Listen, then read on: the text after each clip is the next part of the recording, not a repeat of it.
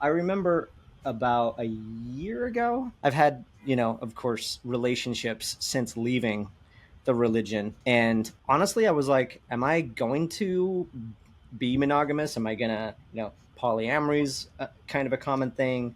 Then there's open. And I had this realization of like, wait, I think I am a monogamous. I think that's what I want. It almost felt rebellious in a way, but in a good way. And Mm. so, of course, I think great about it because there is just something to me that's special about two people pair bonding, getting together, and us against the world kind of attitude. And I think some of Mm. that, gets a little bit messy as you add more to that number. Again, people can do whatever they're going to do, like to each their own. But yeah, I love it. And again, that is a more recent realization in my journey Mm. that's like, yeah, monogamy can be fantastic. I think that's, nowadays there's so many people who are, at least I think it's my age and where I'm at in my life. Like I find like so many people having confusions about the type of relationships that they want, whether they're curious about their sexuality or they're curious about whether they want to be Mm-hmm. monogamous or they want to be in multiple relationships and have this polyamorous relationship. So it's interesting to me to hear that you grew up seeing your family, seeing your dad be a polygamist, and then you're consciously choosing that that isn't for you. Yeah, my dad was, my grandfather was, all of my uncles were, like it was the whole community. So to do the exact opposite of that, it was an interesting moment when I came to that. I'm like, oh, I think this is what I want ultimately.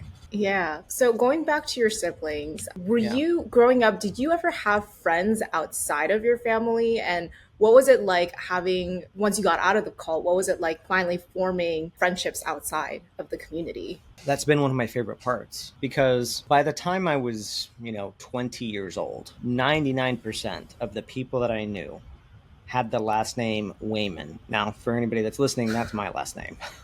um, so they were either family or like cousins. So I didn't have any deep connections with the outside world until my journey out. And so, yeah, I mean, that's been both a challenging journey and then a favorite one because, when I left at 30 years old. I had lived an entire lifetime in that. And when I left, the majority of all of my social connections just became estranged overnight. So Yeah. there was that period of intense, like, there is no connection to turn to. And then COVID happened. And so then you're Oof. really kind of on your own for a little while. But I had some like one off stranger connections that were really enriching as I traveled because, I ended up quitting my day job.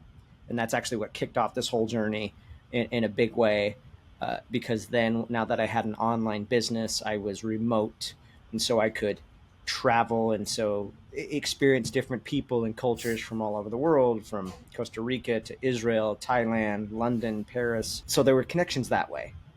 Just Mm. meeting people Mm. in the flow of life. But it's been really cool as I've been establishing myself here in New York to find people that are into the same thing that challenge me in different ways. Yeah, Yeah. it's something I'm cherishing and still very much at the beginning of that journey, finding my core. And there's a lot of people I have just outside the core, like we all do improv together, let's say, or a friend of creators or a small group of online entrepreneurs.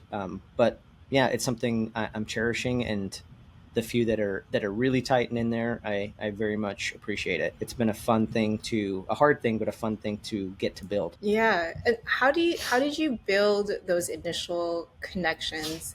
Because I can't imagine when 99% of the people that you knew had your last name to suddenly you're out in a different community. How do you build those Yep. connections? Piece by piece. So the strategy that's really worked for me, and I'm not saying this for everybody, like I've done things, like I've done networking events, I've done, there's something here in New York called Time Left or something where they get strangers together and meet for dinner, and that can be fun. The thing that has by far been the coolest is just following my own curiosities and my own interests, Mm. because through following my own curiosities and my own interests, then I meet people that are also in those similar circles and pathways. And that's where the very best connections have come from. even literally where I live. Like something as silly as right outside my apartment is basketball, like a basketball Yeah. court. That was the one thing we had on the farm because I grew up on a farm and like played basketball and there and like I love basketball. And because of that, I end up meeting this guy that he's also into comedy. So we Yeah. have done a little bit of comedy together or gone to shows and stuff like that. He ends up moving out of his apartment and saying, "Hey, this was before I actually had fully moved here because all of 2022, I would travel back and forth from Utah to New York to see where I wanted to live. I had no idea how I was going to actually make it here or find a spot."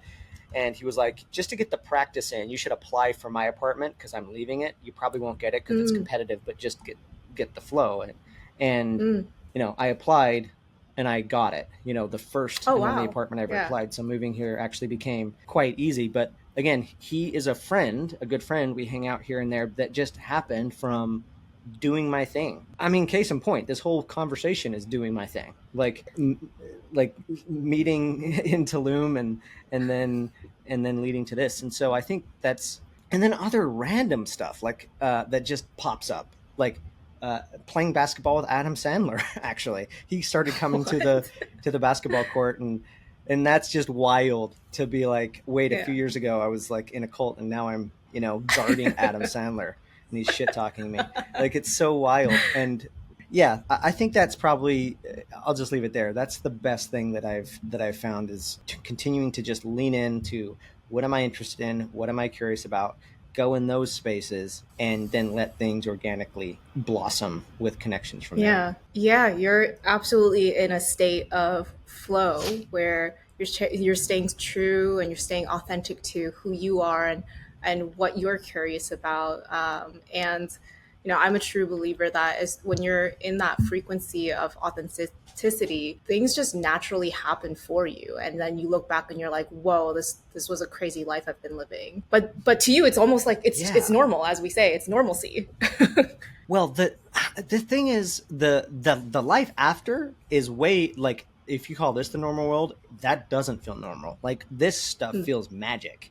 Like the yeah. stuff that happens in that flow to me is more of what you're saying where you step back and you're like, how did this happen? Yeah. Just silly Yeah. stuff like you probably know Gary Vee. Hmm. His videographer is D Rock, and like just the other day it was D Rock's birthday, and so I had messaged him happy birthday, and I leave my apartment and he's walking past my apartment. I'm like, dude, I'm Yeah. the guy. And then we Synchronicity. talked for like 30 minutes. Like just Yeah. synchronicity. There's stuff like Yeah. that's been happening wildly in the last couple of years especially. And so Yeah. yeah, it's a strategy I like, and I'm gonna stick to it.